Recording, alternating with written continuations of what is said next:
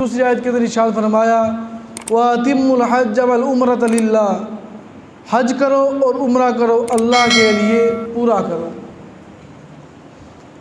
اب یہاں پر دیکھیں کہ اسلام کا کتنا حسین پہلو ہے، کتنا حسین انداز ہے کہ مالک فرما رہا ہے کہ میرے گھر کا طواف کرو۔ کہاں کا طواف کرو جی؟ میرے گھر کا طواف کرو۔ رب کا گھر کون سا؟ بیت اللہ، جو مکہ شریف کے اندر جلوہ فرمایا ہے، جس کی بنیاد حضرت ابراہیم علیہ نبینا علیہ الصلوۃ والتسلیم نے رکھی۔ رب اس گھر کے متعلق فرما رہا ہے کہ میرے گھر کا طواف کرو، اور انشاءاللہ اس کے متعلق آگے ہم حدیث پاک بیان کریں گے۔ اور پھر رب نے کیا فرمایا کہ تم حج اور عمرہ کو پورا کرو۔ کس کے لیے کرو؟ میرے لیے کرو، کسی غیر کے لیے نہیں کرو بلکہ میرے لیے کرو۔ کیوں؟ میں نے تمہیں دنیا کے اندر بھیجا، میں نے تمہیں دنیا کے اندر پیدا کیا، مقصد ایک ہے، بھیجنے کا مقصد ایک ہے۔ وہ مقصد کیا ہے؟ وہ بات کیا ہے؟ وہ بات یہ کہ رب فرماتا ہے کہ تم میری عبادت کرو، میں نے تم کو اپنی عبادت کے لیے پیدا کیا۔ یہ جو اگلی حدیث پاک ہے یہ بیان کرنا جا رہا ہوں، یہ مسلم شریف کی حدیث پاک ہے۔ اس کے راوی جو ہیں سیدنا ابو ہریرہ رضی اللہ تعالیٰ عنہ ہیں۔ فرماتے ہیں کہ میرے اور آپ کے محبوب علیہ الصلوۃ والسلام خطبہ ارشاد فرما رہے تھے۔ خطبے کے اندر سرکار نے فرمایا کہ اے مسلمانوں، اے مومنوں، ہم نے تم پر حج کو فرض کر دیا، ہم نے تم پر حج کو فرض کر دیا۔ کہ ایک صحابی رسول کھڑے ہوئے، انہوں نے عرض کی یا رسول اللہ علیہ الصلوۃ والسلام اقدت عامن یا رسول اللہ، کیا یا رسول اللہ علیہ الصلوۃ والسلام ہر سال کے اندر ایک مرتبہ حج فرض ہو گیا؟ سرکار نے کوئی جواب نہ دیا۔ پھر سرکار نے یہی فرمایا ایک مرتبہ حج کو فرض کر دیا، زندگی کے اندر ایک مرتبہ حج کو فرض کر دیا۔ وہی صحابی رسول پھر کھڑے ہوئے، عرض کی یا رسول اللہ علیہ الصلوۃ والسلام کیا ہر سال کے اندر ایک مرتبہ حج فرض ہو گیا؟ یوں ہی 3 مرتبہ انہوں نے کہا۔ تو سرکار نے فرمایا کہ اگر میں اس وقت ہاں کہہ دیتا، اگر میں اس وقت ہاں کہہ دیتا تو تم پر سال کے اندر ایک مرتبہ حج فرض ہو جاتا۔ سال کے اندر حج کو ایک مرتبہ فرض ہو جاتا۔ سرکار فرماتے ہیں کہ جب میں کلام نہ کر لوں، جب میں اپنی بات کو مکمل نہ کر لوں، اس وقت تک تم سوال نہ کیا کرو، سوال نہ کیا کرو بلکہ خاموش رہا کرو۔ یہ ایک حدیث پاک ہوگی۔ اور دوسری حدیث پاک سنیے، صحیحین کے اندر موجود ہے۔ حضور سرور کونین صلی اللہ تعالیٰ علیہ وآلہ وسلم کی بارگاہ کے اندر عرض کی گئی کہ یا رسول اللہ علیہ الصلوۃ والسلام کون سا عمل افضل ہے؟ کیا پوچھا گیا جی کون سا عمل افضل ہے؟ سرکار علیہ الصلوۃ والسلام نے ارشاد فرمایا اللہ عز و جل اور اس کے رسول صلی اللہ تعالیٰ علیہ وآلہ وسلم پر ایمان لانا، ان کا کلمہ پڑھنا۔ عرض کی حضور اس کے بعد کیا ہے؟ سرکار نے فرمایا اس کے بعد اللہ کی راہ کے اندر جہاد کرنا، اس کی راہ کے اندر جہاد کرنا۔ اب جہاد کیا ہے؟ جہاد یہ کہ اللہ کی راہ کے اندر جہاد کرنا، اور اس جہاد کے اندر جو مطلب ہے، جو مقاصد ہیں، جو بات ہے، یہ فقط اللہ اور اس کے رسول کی رضا کے لیے ہو، اپنی بلے بلے کے لیے نہ ہو، نہ یہ ہو کہ یار میں جہاد کروں گا تو لوگ مجھے غازی کہیں گے، میں مر جاؤں گا، لوگ مجھے کہیں گے یار یہ بڑا بندہ، یہ اس کے اندر بڑی طاقت ہے، یہ جہاد کرتا ہے، اس نے اتنے کافروں کو وصل جہنم کر دیا۔ نہیں، بات یہاں پر کیا ہے؟ بات یہ کہ اللہ کی راہ کے لیے جہاد کرو، اس رب کی راہ کے اندر جہاد کرو۔ نیت، ارادہ، جو دل کا ارادہ یہ مخلص ہونا چاہیے، نیت ایک ہونی چاہیے۔ وہ نیت کیا ہے؟ رب کی بارگاہ کے اندر حاضر ہونا، اور جو نیت یہ خالصتاً ہو۔ اور پھر سرکار کی بارگاہ کے اندر عرض کیا یا رسول اللہ علیہ الصلوۃ والسلام اس کے بعد کیا ہے؟ سرکار نے فرمایا حج مبرور ہے، میرے گھر کا طواف کرو۔ یہ 2 حدیث پاک ہو گئی۔ اب تیسری حدیث پاک سنیے۔ اور جس کو اللہ تبارک و تعالیٰ توفیق عطا فرمائے اپنے گھر کے طواف کا، ان کو اس بات کی بڑی ہی سوچنے کی اور سمجھنے کی بات ہے، اپنی ذہنوں کے اس حدیث پاک کو ذہن نشین کر لیں۔ سرکار کیا فرماتے ہیں؟ سرکار فرماتے ہیں جس نے حج کیا، جس نے حج کیا اور فحش کلام نہ کیا، اس نے فسق نہ کیا، تو گناہوں سے پاک ہو کر ایسے لوٹا جس طرح وہ اپنی ماں کے پیٹ سے ابھی ہی پیدا ہوا ہے۔ اللہ اکبر کبیرہ۔ گناہ کوئی نہیں کیا، کوئی فسق بات نہیں کی، کوئی فجور بات نہیں کی، کوئی بری بات نہیں کی، کوئی ایسا عمل نہیں کیا جس کی وجہ سے اس کے کھاتے کے اندر گناہ آ جائے۔ فرمایا جس نے ان سب چیزوں کو اپنی نگاہوں کے سامنے رکھا لیکن اس نے گناہ بھی کوئی نہیں کیا، ہر چیز کو ترک کیا، اس جگہ پر کھڑے ہو کر اس نے اللہ اور اس کے رسول کی رضا کو اپنے سامنے رکھا، فرمایا کہ وہ بندہ اس طرح ہے جس طرح کہ اپنے ماں کے پیٹ سے ابھی پیدا ہوا ہے، کوئی گناہ ذمہ کوئی نہیں، پاک صاف ہے، نیک ہے۔ اب دیکھیں کہ ہم جب حج اور عمرہ کے لیے اس گھر کے اندر حاضر ہوتے ہیں تو وہاں پر دیکھنے کو بڑے بڑے عجیب چیزیں ملتی ہیں۔ آج کل تو مکہ شریف کے اندر بیت اللہ کی جو حدود ہے وہاں پر بھی اب لوگ تو جوتے ڈال کر چلنا پھرنا شروع لوگوں نے کر دیا، حالانکہ یہ جو عمل ہے یہ ادب کے خلاف ہے۔ جتنا بھی چلنا ہے جوتے اتار کر چلنا چاہیے، ادب تو یہ ہے۔ تو لوگوں نے وہاں پر جو جوتے پہن کر چلنا شروع کر دیا، یہ ادب کے بالکل خلاف ہے۔ کوئی نہ کوئی ایک بات ہو جو رب کو اس بندے کی بات پسند آ جائے تو اس کی بگڑی بن جائے، مالک اس بندے کی بخشش فرما دے، مالک اس بندے کی بخشش فرما دے۔ جب اس کی بخشش ہو جائے گی جو اس کا ٹھکانہ ہے، جو اس کا مقام ہے، وہ پھر جنت ہے۔ تو ہمیں ہمیشہ وہی کام کرنا چاہیے جو ہمارے بزرگوں نے کیا، جو ہمارے اسلاف نے کیا، جو ہمارے اکابرین نے کیا، جو ہمارے بڑوں نے کیا۔ اب چوتھی حدیث پاک سنیے، اس کو ابن ماجہ نے روایت کیا۔ ام المؤمنین حضرت سیدتنا ام سلمہ رضی اللہ تعالیٰ عنہ سے مروی ہے، فرماتی کہ رسول اللہ صلی اللہ تعالیٰ علیہ وآلہ وسلم نے فرمایا کہ حج کمزوروں کے لیے جہاد ہے۔ حج کیا ہے جی؟ کمزوروں کے لیے جہاد ہے۔ جو جنگ نہیں لڑ سکتا، جو جنگ کے اندر نہیں جا سکتا، جس کے اندر اتنی طاقت نہیں ہے، اتنی کیپیسٹی نہیں ہے کہ وہ جنگ لڑ سکے، فرمایا کہ جو جنگ ہے یہ کمزوروں کے لیے جہاد ہے۔ اللہ کمزوروں کے لیے جہاد ہے۔ اور اسی کے ساتھ جو اگلی حدیث پاک ہے وہ یہ ہے کہ ام المؤمنین حضرت صدیقہ رضی اللہ تعالیٰ عنہ سے مروی، فرماتی کہ میں نے رسول اللہ صلی اللہ تعالیٰ علیہ وآلہ وسلم سے پوچھا کہ عورتوں پر کیا چیز جہاد ہے، کیا عورتوں پر بھی جہاد فرض ہے؟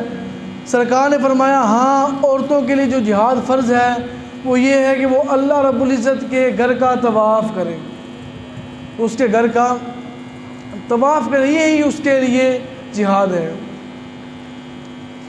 پھر جو پانچویں حدیث پاک ہے وہ یہ ہے، ترمذی کے اندر لکھی ہوئی ہے، اس کو حضرت سیدنا ابن حبان رضی اللہ تعالیٰ عنہ نے روایت کیا، فرماتے کہ حضور جان جانم قرار عالم صلی اللہ تعالیٰ علیہ وآلہ وسلم فرماتے ہیں حج اور عمرہ محتاجی کو دور کرتا ہے۔ حج اور عمرہ محتاجی کو دور کرتا ہے۔ کس طرح دور کرتا ہے؟ فرمایا اس طرح دور کرتا ہے جس طرح بٹھی لوہے اور چاندی اور سونے کی میل کو دور کرتے ہیں۔ اور پھر فرمایا حج مبرور کا ثواب جنت ہی ہے۔ جس نے حج مبرور کیا، جس کی حج قبول ہو گئی، اس کو جو بدلہ ملے گا وہ بدلہ کیا ہے؟ فرمایا اس کے بدلے کے اندر اس کو جنت عطا کر دی جائے گی۔ اگلی حدیث پاک سنیے، بخاری شریف کی حدیث پاک ہے، اس کو امام نسائی نے بھی لکھا۔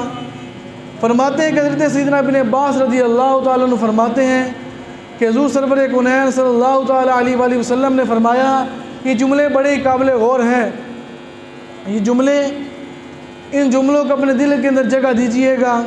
سرکار فرماتے کہ جس نے ماہ رمضان کے اندر عمرہ کیا، کس سے کب عمرہ کیا جی؟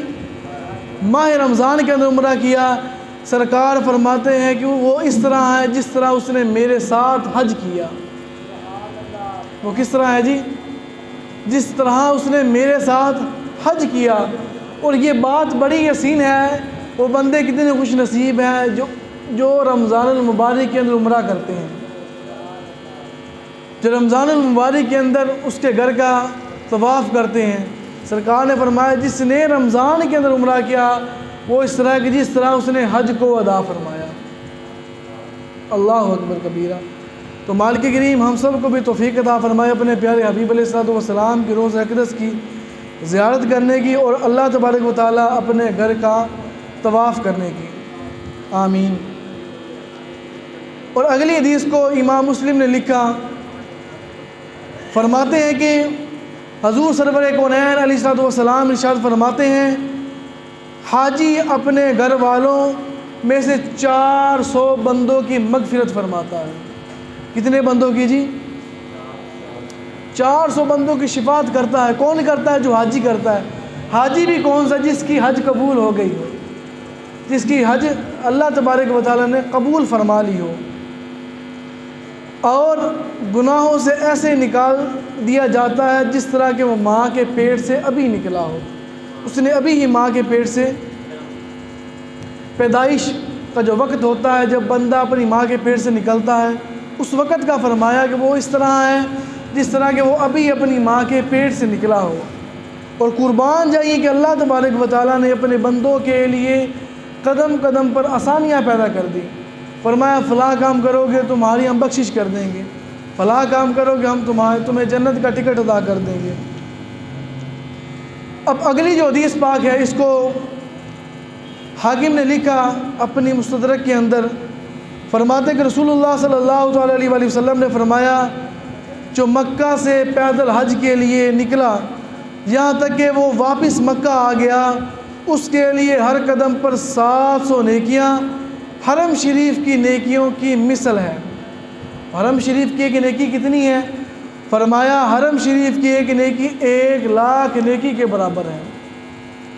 اور جب انہوں نے ان کے قدم کو کاؤنٹ کیا کہ کتنے قدم بنتے ہیں، فرمایا کہ اس کا جو حساب پر 7 کروڑ نیکیاں بنی۔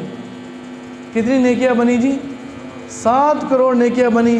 اور اسی حدیث کے ساتھ یہ واللہ ذو الفضل العظیم، سرکار فرماتے ہیں یہ فضل میرے رب کا فضل عظیم ہے۔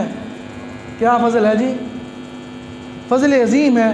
اب اگلی بات سنیے، جو ہمارے حاجی صاحبان ہوتے ہیں کہ جب جاتے ہیں حج کرنے کے لیے، یہاں پر سیدی اعلیٰ حضرت فرماتے ہیں غور سے سن تو رضا، غور سے سن تو رضا، کعبے سے آتی ہے صدا، میری آنکھوں سے میرے پیارے کا روزہ دیکھو، میری آنکھوں سے میرے پیارے کا روزہ دیکھو۔ اس کو آسان کرتا چلوں کہ جو عاشق ہوتے ہیں جب وہ مکہ شریف کے اندر پہنچ جاتے ہیں، ان کی دل کی تمنا ایک ہی ہوتی کہ یار جلدی جلدی وہ سرکار کی بارگاہ چلے جائیے، حبیب کی بارگاہ کے اندر چلے جائیے، محبوب کی بارگاہ کے اندر حاضر ہو جائیے۔ سید اعلیٰ حضرت امام عشق و محبت، پروانہ شمع رسالت، آپ جب دوسری مرتبہ حج کے لیے گئے، جب دوسری مرتبہ حج کے لیے گئے، دل کی ایک تمنا تھی، ایک آرزو تھی۔ وہ دل کی تمنا کیا ہے؟ وہ آرزو کیا ہے؟ وہ تڑپ کیا ہے؟ وہ لگن کیا ہے؟ وہ لگن یہ ہے، اس کو آپ کی آنکھوں کے سامنے رکھنا چاہتا ہوں میں۔ آپ اپنے دل کا مرکز میری طرف کر لیجئے۔ بات بڑی قابل غور ہے، جب سید اعلیٰ حضرت امام اہل سنت، مجدد دین و ملت، پروانہ شمع رسالت، حامی بدعت، ماحی سنت، پیر طریقت، رہبر شریعت، مخزن علم و حکمت، رشد و ہدایت، امام اہل سنت، وارث الانبیاء، حضرت سیدنا امام احمد رضا خان رحمۃ اللہ تعالی علیہ، جب دوسری مرتبہ حج کے لیے سرکار کی بارگاہ کے اندر حاضر ہوئے، اب سرکار کی بارگاہ کے اندر حاضر ہو گئے نا، تو سرکار کی بارگاہ کے اندر ہاتھ باندھ کر نگاہیں نیچی کر لی، نگاہیں نیچی کر لی۔ اب دل کی تمنا کیا ہے؟ دل کی تمنا یہ ہے کہ سرکار پہلے تواڈی اسی بڑی بڑی زیارت کیتی ہے، تواڈا سی پہلے بڑی بڑی دیدار کیتا ہے، حبیب عرض یہ ہے، تمنا یہ ہے، گزارش یہ ہے کہ اب ہم آپ کا دیدار جاگتی آنکھوں کے ساتھ کرنا چاہتے ہیں۔ کس کے ساتھ کرنا چاہتے ہیں جی؟ جاگتی آنکھوں کے ساتھ، فیس ٹو فیس، لائیو ہم آپ کا دیدار کرنا چاہتے ہیں۔ تو پہلی رات سیدی اعلیٰ حضرت نے اپنے ہاتھ باندھے، سرکار کی بارگاہ کے اندر بیٹھے ہوئے ہیں، بادب طریقے کے ساتھ درود پاک پڑھ رہے ہیں۔ آپ نے شعر لکھا، وہ شعر کیا؟ وہ شعر یہ کہ وہ صبح لال ہزار پھرتے ہیں، وہ صبح لال ہزار پھرتے ہیں، تیرے دن اے بہار پھرتے ہیں۔ اس کا مطلب یہ کہ سید اعلیٰ حضرت اپنے آپ کو تسلی دے رہے ہیں کہ احمد رضا وہ دیکھ، وہ سرکار تشریف لے کر آ رہے ہیں، وہ خرامہ وہ باغ سے تشریف لے کر آ رہے ہیں، اپنے دل کو تسلی دے رہے ہیں۔ پہلی رات گزر گئی، دل کا جو ارمان تھے وہ پورے نہ ہوئے۔ اب دوسری رات آ گئی، آپ نے اس کلام کو مکمل کیا۔ دوسری رات بھی آپ کی جو قسمت تھی اس نے انگڑائی نہ لی، قسمت کے اندر نہ تھا۔ اب تیسری رات عاشق پھر سرکار کے قدموں کے اندر بیٹھا ہوا ہے، ہاتھ باندھے ہیں، نظریں جھکی ہوئی ہیں۔ دل کی تمنا کیا ہے؟ دل دی تمنا ایک ہی ہے، وہ کی ہے کہ مولا تیرے حبیب دیدار تے آئے ہیں، پہلے بڑی بڑی دیدار کیتا ہے، پہلے بڑی بڑی زیارت کیتا ہے، تو سرکار ایت کی چاست تاں ہے نا جی تسی سانو جاگ دی اکھاں اپنا دیدار کروا دے۔ اب تیسری رات آ گئی، اب آپ نے مقطع لکھا۔ وہ مقطع کیا؟ وہ مقطع یہ لکھتے ہیں کہ کوئی کیوں پوچھے تیری بات رضا، کوئی کیوں پوچھے تیری بات رضا، تجھ سے کتے ہزار پھرتے ہیں۔ اللہ اکبر کبیرہ۔ اس کا مطلب کیا ہے؟ اس شعر کا مطلب یہ کہ ہم تو کیا چیز ہے، تو چیز کیا ہے؟ اس گلی کے اندر، مدینے کی گلی کے اندر کئی کتے اس طرح کے پھرتے ہیں جو سرکار کے دیدار کی حسرت لیے پھرتے ہیں۔ اللہ اکبر کبیرہ۔ یا رسول اللہ، اچھا یار۔ اب جب سید اعلیٰ حضرت نے یہ شعر لکھا نا تو قسمت کی جو انگڑائی تھی اس نے پلٹا لیا۔ جو قسمت کی انگڑائی تھی اس نے اپنی نور کی چاشنی بھری، نور کی چاشنی لی۔ پھر کیا ہوا؟ پھر یہ ہوا کہ جب آپ نے یہ شعر لکھا، سرکار صلی اللہ علیہ وسلم اپنے روضہ مبارک سے باہر تشریف لا کر سیدی اعلیٰ حضرت کو اپنا دیدار کروایا۔ سیدی اعلیٰ حضرت کو اپنا دیدار کروایا۔ یہاں سے ہم کو سمجھنے کو بات کیا ملی؟ وہ بات یہ کہ جب ارادے پختہ ہوں، جب یقین مضبوط ہوں، تو پھر اعلیٰ حضرت کا جو یقین ہے وہ یہی تھا کہ سرکار اپنی زیارت کروائیں، سرکار اپنا دیدار کروائیں۔ تو پھر انہوں نے کیا وہ سرکار کا دیدار کر کے واپس لے کر آئے تھے تشریف۔ سبحان اللہ العظیم۔ بات یہاں پر کیا ہو رہی تھی؟ بات حج کی ہو رہی تھی۔ عاشق جب جاتے ہیں مکہ شریف کا طواف کرتے ہیں، مکہ شریف پہ جب طواف کرنے کے فارغ ہوتے ہیں تو پھر دل کی تڑپ ایک ہی رہ جاتی ہے، تمنا ایک ہی رہ جاتی ہے۔ وہ تمنا کیا ہے؟ وہ تمنا یہ کہ جتنا جلدی ہو سکے ہم سرکار کی بارگاہ کے اندر حاضر ہو جائیں، اس محبوب کی بارگاہ کے اندر حاضر ہو جائیں جس کے لیے جس مالک نے، جس رب نے، جس کے قبضہ قدرت کے اندر ہماری جان ہے، جس مالک نے اس دنیا کو بنایا، جس مالک نے اس آسمانوں کو بنایا، آخرت کا دن بنایا، اور جس مالک نے اپنے حبیب کی شان دکھوانے کے لیے، جس محبوب کی شان دکھوانے کے لیے آخرت کے بڑے بڑے سے بڑے دن کو رکھا، اس کے لیے تڑپ ہے۔ اس پیارے محبوب علیہ الصلوۃ والسلام کی جو زیارت ہے، یہ ہر عاشق کی، ہر اس بندے کی تمنا ہے کہ ہمارے حبیب کی ہمیں زیارت ہو جائے، ہمیں ہمارے محبوب کی زیارت ہو جائے۔ تو پہلی بات تو یہ ہے کہ اللہ کریم ہم سب کو سرکار صلی اللہ علیہ وسلم کی روضہ اقدس کی زیارت نصیب فرمائے۔